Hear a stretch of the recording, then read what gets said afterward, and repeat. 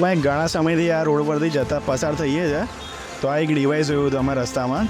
તો શું છે અમને ખબર પડી એની માટે અમે નજીક આવ્યા, ત્યાં આગળ જોયું તો એમાં એકચ્યુઅલીમાં એક પોલીસ, એમ્બ્યુલન્સ અને એક ફાયર સેફ્ટી માટેના 3 બટન્સ હતા.